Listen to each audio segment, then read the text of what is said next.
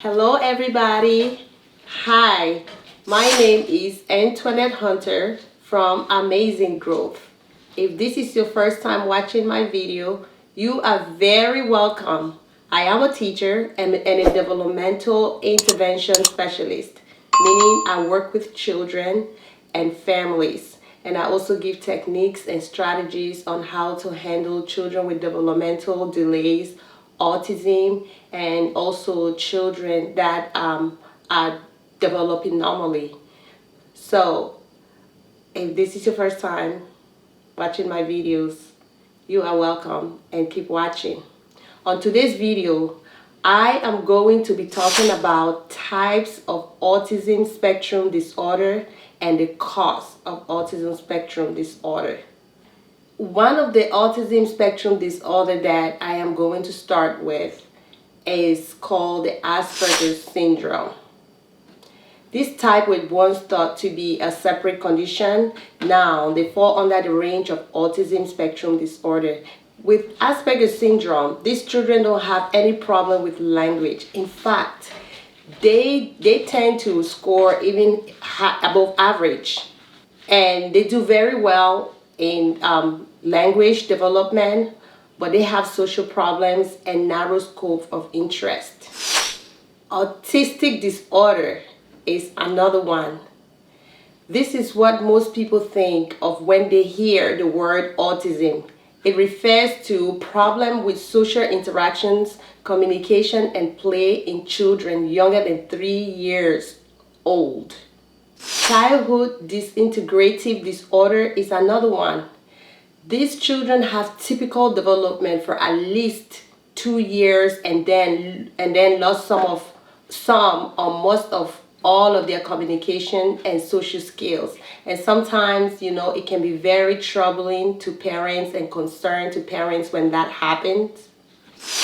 Another one is pervasive developmental disorder. It's usually known as PDD or typical autism.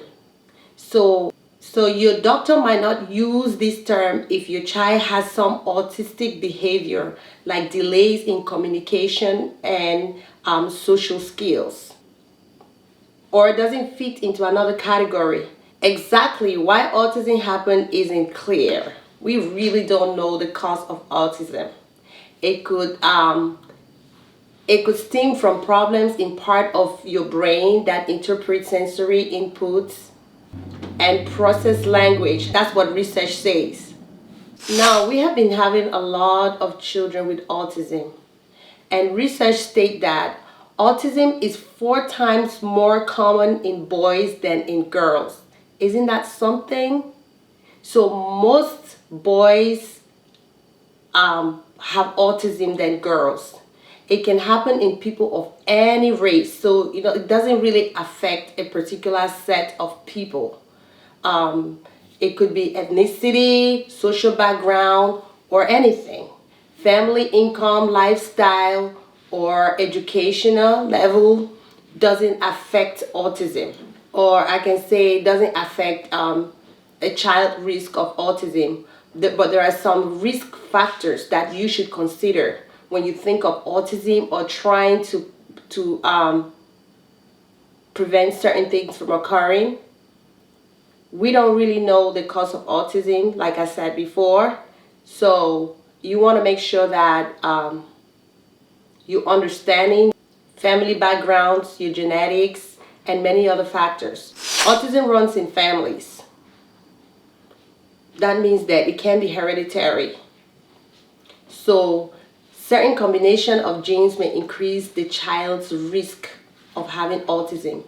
A child with an older parent has a higher risk of autism. So when the couples or when 2 people have a baby, when they're older, research states that you have a higher risk of having a child with autism.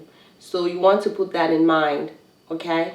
Pregnant women who are exposed to certain drugs or chemicals like alcohol, anti-seizure medications, and are more likely to have autistic children.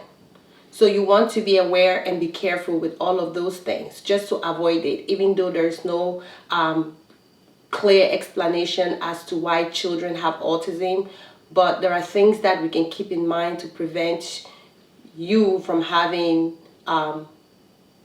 autistic babies. Research has also linked autism to untreated metabolic condition, such as a metabolic disorder caused by absence of enzymes and rubella, German measles in the body can increase your risk of having a child with autism. But usually, how many people really have those conditions when they're pregnant?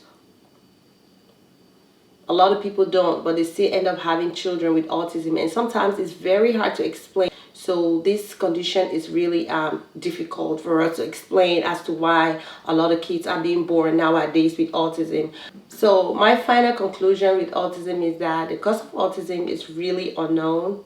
We really don't know, but the advice I can give you is that always make sure, whether you have a baby or you're planning to have a baby, what you need to do is to make sure that you always pray, lay your hands on your stomach and pray for your belly, pray for your children that you would like to have in the future.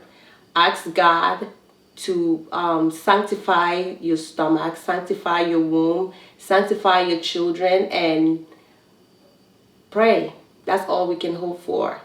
So at this time, a lot of people might not agree with me, but remember, this is my platform and my channel is based under biblical principles. So I believe in God, I believe in the Bible, I believe in prayers. I believe in prayers. I believe that the only way we can overcome autism is to pray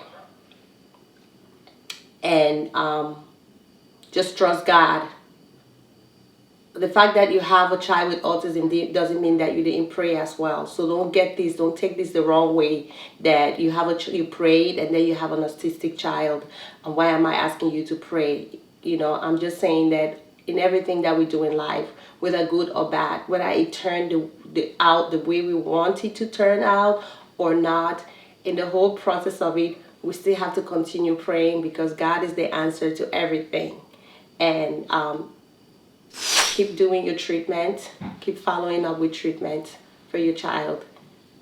Do all the therapeutic technique and strategies that you're giving. Make sure you attend all your child sessions, be there, learn all the technique and strategies, and get involved as much as possible.